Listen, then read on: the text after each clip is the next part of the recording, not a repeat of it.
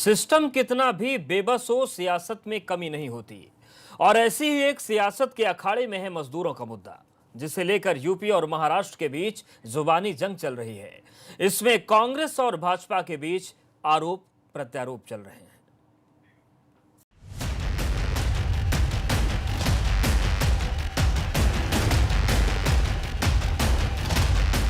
मुंबई में कोरोना के बढ़ते कहर के बीच ये तस्वीरें बताती हैं कि मजदूरों को लेकर राजनीति क्यों हो रही है।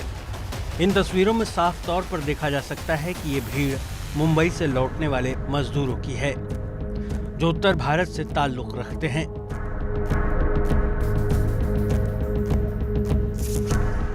इन मजदूरों के लिए जब उत्तर भारत की बात की जाती है तो इसमें बिहार के साथ ही पूर्वी उत्तर प्रदेश खुद ब खुद जुड़ जाता है, क्योंकि मुख्यमंत्री इस बात को मान चुके हैं कि प्रदेश में लौटने वाले मजदूरों में से 75% लोगों की तादाद महाराष्ट्र से लौटने वालों की है।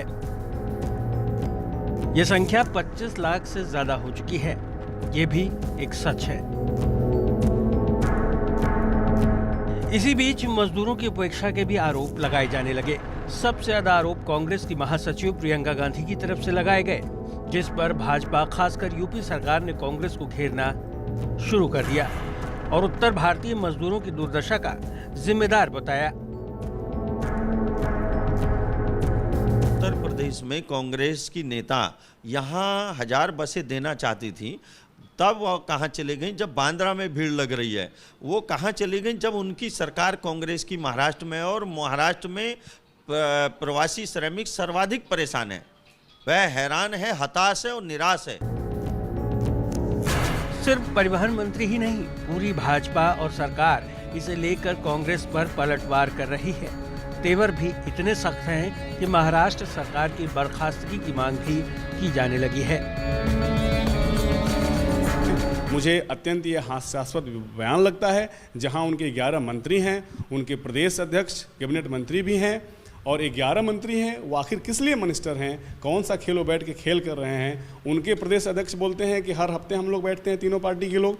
श्री राहुल गांधी जी कहते हैं कि हमारा कोई भागीदारी नहीं है। अभी राहुल जी आएंगे, अभी वो सरकार नहीं रहेगी। मुझे लगता है कि वो सरकार देश के लिए खतरा हो गई है। वहाँ की सरकार को बर्खास्त करना चाहिए, राष्ट्रपति शासन लगाना चाहिए। इससे पहले कांग्रेस सांसद और पूर्व अध्यक्ष राहुल गांधी भी मीडिया के सामने हाजिर हुए थे। उन्होंने कांग्रेस पर आरोपों को यह कहते हुए खारिज कर दिया था कि महाराष्ट्र में कांग्रेस सहयोगी है, नीति निर्माता नहीं।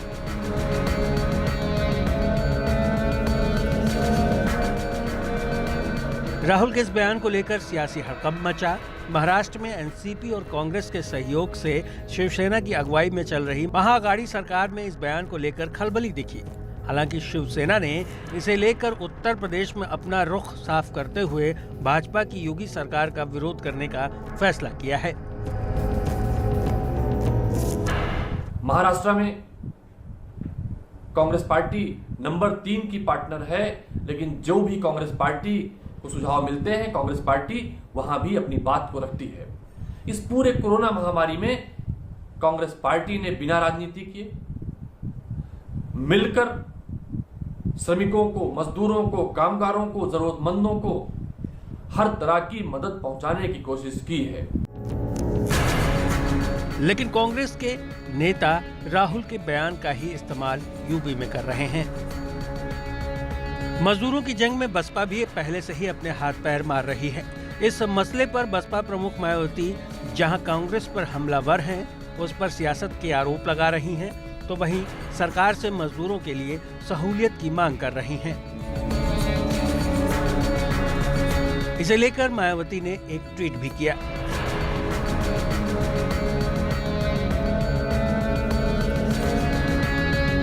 मजदूरों के मामले में महाराष्ट्र और यूपी के बीच ये तकरार फिलहाल थमती नहीं दिख रही है। माना जा सकता है कि जब तक मजदूरों के आने का सिलसिला चलता रहेगा, ये सियासत भी चलती रहेगी। Bureau report, ABP Ganga.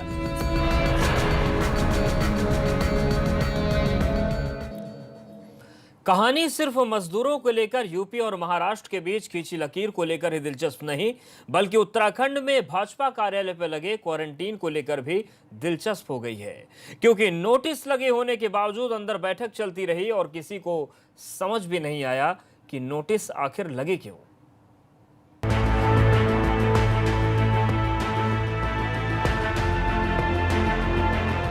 Dehradun में भाजपा के प्रदेश कार्यालय पर चस्पा किए गए इस क्वारंटीन नोटिस ने खलबली मचा दी। अब आपके जहन में सवाल ये उठ रहा होगा कि आखिर भाजपा दफ्तर पर क्वारंटीन नोटिस चिपकाया ही क्यों गया? भाजपा नेताओं की दलील है कि पार्टी के संगठन महामंत्री अजय कुमार प्रदेश से बाहर गए थे। उनके वापस लौटने पर पार्टी दफ्तर पर यह नोटिस चस्पा कर दिया गया। हमारे माननीय संगठन मंत्री जी कहीं बाहर गए थे सहारनपुर की तरफ, तो इसलिए उन्होंने कह दिया भाई ये बाहर से आए हैं इसलिए करो, तो उन्होंने कर दिया, तो उन्होंने मान लिया उसको, 14 दिन के लिए कर लिया। मगर हैरानी की बात यह है कि इस नोटिस के बारे में किसी को भनक तक नहीं लगने दी गई।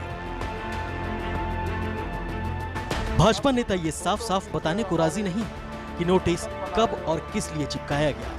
प्रदेश अध्यक्ष बंशीधर भगत से जब इस बारे में सवाल किया गया तो देखिए किस मजाकिया अंदाज में वो जवाब दे रहे हैं। आप लोगों ने हवा नहीं लगने दी इसकी किसी को, लोग आते जाते रहे, पत्रकार भी आते रहे, आप भी आते रहे, ये कैसे हो? नहीं, हवा के लिए हमने क्या यहाँ पंखा लगाना था क्या? बाहर जो लोग थे पत्रकार उन्होंने पढ़ा होगा तो उन्होंने खुद ही नहीं आना चाहिए था। आपने पढ़ा था आपने? तो कोरोना मजाक लग रहा है नेताओं को, और उस दौर में जब उत्तराखंड में हालात बहुत विकट हो गए। यहाँ पर वक्त एक छोटे से ब्रेक का है।